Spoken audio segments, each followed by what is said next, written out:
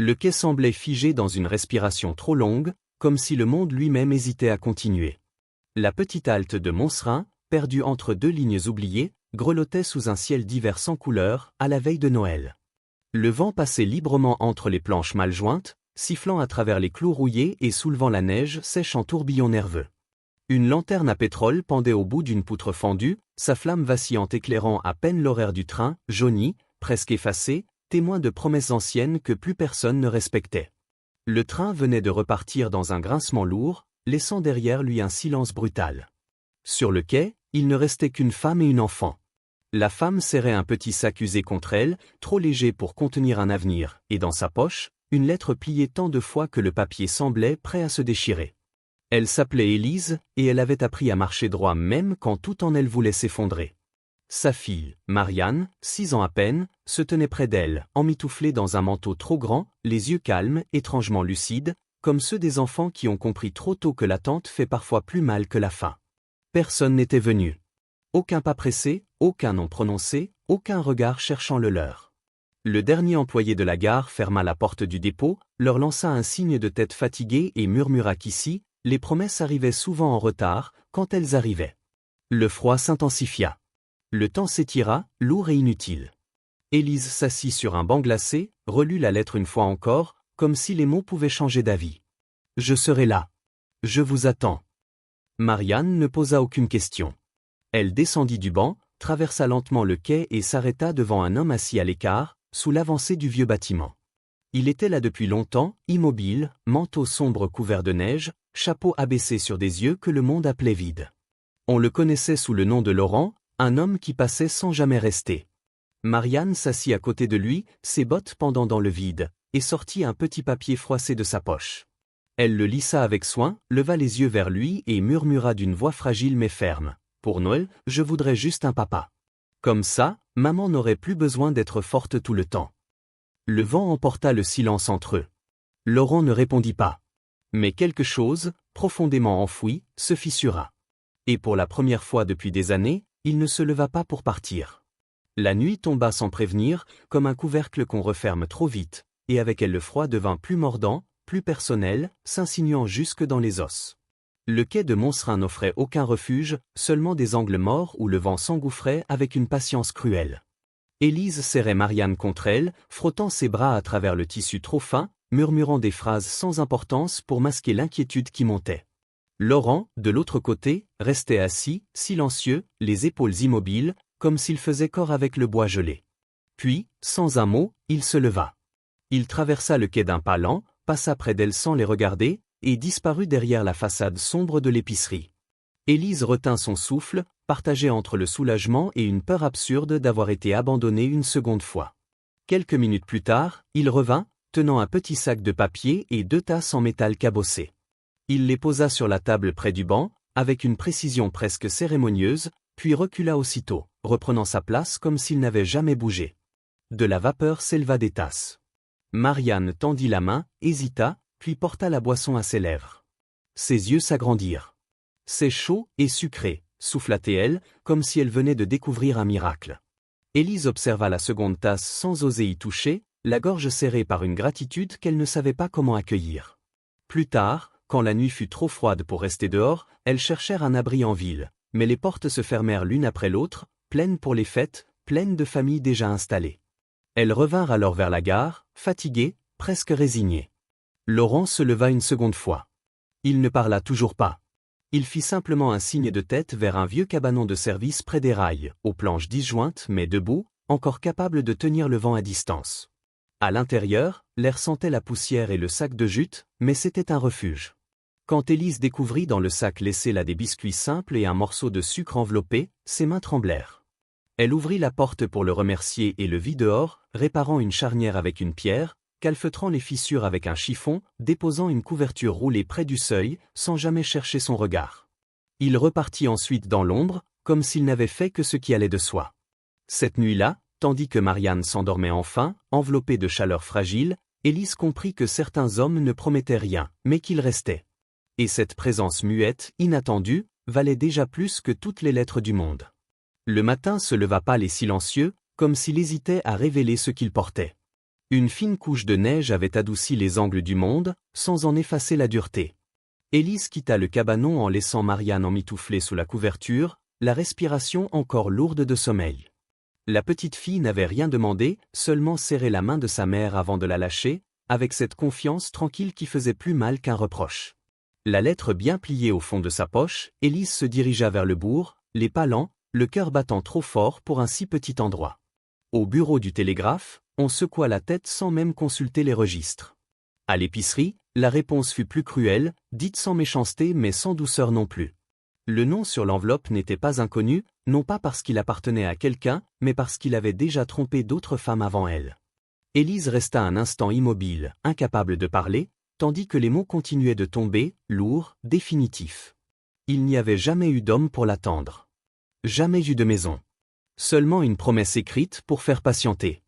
Elle remercia poliment, sortit, et laissa le vent mordre son visage pour l'empêcher de pleurer. De retour au cabanon, Marianne toussait légèrement, de petites secousses qu'elle essayait de dissimuler. Élise la serra contre elle, la couvrant davantage, murmurant que tout irait bien, même si elle n'y croyait plus vraiment. C'est alors qu'elle remarqua le sac de toile posé près de la porte. À l'intérieur, quelques œufs durs, du pain, des pommes de terre, et un morceau de sucre soigneusement enveloppé. Son cœur se serra. Elle sortit précipitamment et aperçut Laurent à distance, déjà en train de s'éloigner. « Pourquoi vous faites ça ?» lança-t-elle, la voix brisée malgré elle. Il s'arrêta sans se retourner. « Ce n'est pas de la pitié, » répondit-il calmement. « C'est pour que personne n'attende quelqu'un qui ne viendra jamais. » Les mots frappèrent juste, ouvrant une brèche qu'Élise ne put contenir.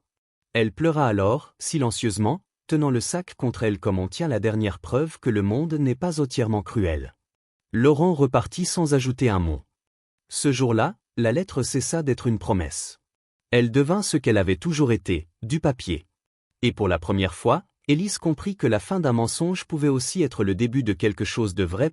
La journée avança lentement, rythmée par le bruit sourd du vent contre les planches et le craquement du bois gelé. Laurent s'était mis à réparer une vieille clôture derrière le cabanon, travaillant avec une application silencieuse, comme s'il cherchait à remettre de l'ordre dans un monde qui lui échappait.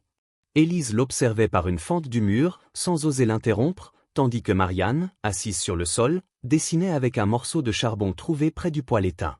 Elle traçait des formes simples, presque enfantines, mais chargées d'un sérieux étrange, une femme, une petite fille et un homme grand, coiffé d'un chapeau trop large. Élise sentit son cœur se serrer. Elle posa doucement la main sur celle de sa fille et murmura qu'on ne devait pas dessiner les gens comme s'ils nous appartenaient. Marianne leva les yeux, sincère. « Mais il est resté », répondit-elle simplement. Plus tard, Élise prit le dessin et sortit le montrer à Laurent, maladroite, presque honteuse. Il le regarda longtemps, sans expression apparente, puis le lui rendit avec un léger signe de tête. « Elle a dessiné ce qu'elle a vu », dit-il à voix basse. Rien de plus. Dans l'après-midi, Marianne le suivit à distance pendant qu'il travaillait, imitant ses pas, évitant les plaques de glace comme un jeu silencieux. Elle finit par lui demander s'il chantait autrefois, comme les hommes des histoires. Laurent se figea un instant, puis répondit qu'il chantait avant, quand la maison était pleine. Elle n'insista pas. Le soleil déclinait quand Marianne glissa sur une racine cachée sous la neige. Le cri fut bref, coupé net. Laurent lâcha ses outils et se précipita, la rattrapant avant qu'elle ne touche vraiment le sol. Il la tint contre lui une seconde de trop, le souffle court, envahi par un souvenir qu'il croyait enterré. Il la reposa aussitôt, recula, le visage fermé. Marianne le regarda sans peur. « C'est pas grave, » dit-elle doucement. « Vous n'avez pas besoin d'avoir peur. » Les mots restèrent suspendus entre eux. Laurent ne répondit pas, mais il ne partit pas non plus. Ce soir-là, tandis que le froid reprenait ses droits, Élise comprit que cet homme ne fuyait pas par indifférence, mais parce que rester lui demandait un courage qu'il n'avait jamais appris à montrer. Et la nuit revint plus lourde que la veille, chargée d'un vent instable qui faisait gémir les planches du cabanon comme un animal blessé. À l'intérieur, Élise tenta de donner à Marianne une impression de normalité, réchauffant de l'eau, lui racontant une histoire à voix basse, mais son regard ne quittait pas la porte. Laurent, lui, allait et venait dehors, inspectant les abords sans bruit, attentif à des détails que personne d'autre n'aurait remarqués. Des traces récentes marquaient la neige près des rails, trop profondes, trop décidées pour être celles de voyageurs perdus. Il n'en parla pas. Il se contenta de déplacer les couvertures vers le mur le plus épais, de renforcer le verrou improvisé, et de déposer un petit couteau près d'Élise, sans explication. Elle comprit aussitôt que quelque chose n'allait pas. Quand le bruit se fit entendre, d'abord lointain puis plus précis, Laurent était déjà prêt. Des voix basses, des pas lourds, l'éclat d'une lanterne oscillant dans l'obscurité. Élise sentit la peur lui serrer la poitrine, mais Marianne dormait, paisible, inconsciente du danger. Laurent sortit, se plaçant entre les silhouettes et le cabanon, le corps tendu, résolu. Les hommes parlaient d'une dette, d'un papier à récupérer, d'une femme qui n'aurait jamais dû venir. Laurent répondit peu, mais il resta. Le choc fut bref, brutal, sans héroïsme inutile. Un coup mal porté, une chute dans la neige, le goût du sang. Pourtant, il se releva, encore et encore, refusant de céder un pas. Le bruit d'un sifflet retentit au loin, inattendu, et les silhouettes s'enfuirent dans la nuit. Laurent resta un moment immobile, le souffle court, puis rentra. Élise était déjà réveillée, le visage pâle. Elle nettoya la plaie sans poser de questions, ses gestes fermes malgré les mains qui tremblaient. « Vous auriez pu partir, murmura-t-elle. Laurent détourna les yeux. « J'ai déjà trop fui, répondit-il simplement. Plus tard, Marianne se réveilla et aperçut Laurent assis près de la porte, veillant dans l'ombre. Elle sourit faiblement. « Vous êtes encore là » dit-elle avant de se rendormir. Laurent resta éveillé jusqu'à l'aube, le regard perdu dans la nuit, comprenant enfin que rester n'était pas seulement un choix courageux, mais une nécessité pour ne pas se perdre une seconde fois. Le matin de Noël se leva dans un calme presque irréel, comme si la nuit avait emporté avec elle toute la colère du monde. Le vent s'était apaisé, laissant derrière lui une lumière pâle qui glissait doucement sur la neige tassée. À l'intérieur du cabanon, une chaleur timide persistait, nourrie par les braises de la veille. Élise ouvrit les yeux sans cette angoisse familière qui l'obligeait d'ordinaire à guetter chaque bruit. Pour la première fois depuis longtemps, elle ne pensa ni à la lettre, ni au train, ni à l'homme qui n'était jamais venu. Marianne était déjà éveillée, assise près de la porte, traçant des cercles distraits dans la neige avec un bout de bois, fredonnant un air sans parole. Laurent revint peu après, les bras chargés de quelques provisions simples, le visage marqué mais étrangement plus léger. Il les posa sur la table comme on pose une évidence, puis s'assit sans cérémonie. Ils mangèrent ensemble, lentement, partageant le pain et le silence, puis les rires vinrent, hésitant d'abord, sincères ensuite, quand Marianne se mit à rire en voyant le beurre sur le nez de Laurent.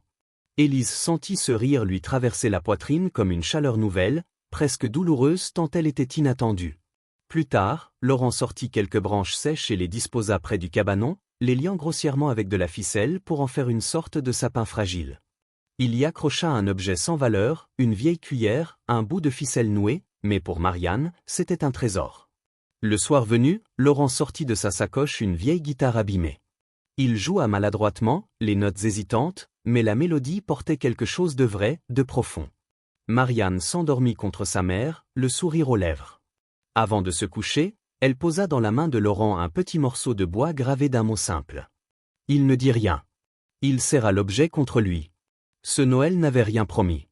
Mais il avait offert quelque chose de plus rare, une présence choisie. Le temps reprit son souffle dans les jours qui suivirent, sans urgence ni éclat, comme si Montsrin avait décidé de laisser ses trois âmes avancer à leur propre rythme. La neige fondait par endroits, révélant la boue et les traces anciennes, mais plus personne ne les regardait avec crainte. Laurent accepta un travail près des voies, rien de glorieux, juste assez pour rester, et ce simple fait transforma tout sans qu'il ait besoin de le dire. Élise observa ce changement sans l'interroger, comprenant que certaines décisions n'avaient pas besoin d'être expliquées pour être vraies. Un matin, alors que la lumière filtrait doucement à travers les planches du cabanon, elle prit la lettre, désormais fragile comme une feuille morte, et la contempla longuement, non avec colère mais avec gratitude pour ce qu'elle lui avait appris. Elle la brûla lentement, laissant les cendres s'élever et disparaître, sans larmes, libérée. Marianne, elle, marchait désormais entre eux avec une assurance tranquille, tenant parfois la main de Laurent, parfois celle de sa mère, comme si le monde avait enfin trouvé son équilibre. Personne ne parla de famille, aucun mot trop grand ne fut prononcé, mais chacun savait. Un après-midi, en traversant une flaque gelée, Laurent porta Marianne sans y penser, naturellement, et elle posa sa tête contre son épaule comme si cela avait toujours été ainsi. Élise les regarda et comprit que l'amour n'était pas né d'une promesse, mais d'une suite de gestes répétés, d'une présence qui ne fuyait plus. Le soir, alors que le jour s'éteignait doucement derrière les collines, Laurent écrivit une phrase simple dans un vieux carnet. Il avait choisi de rester.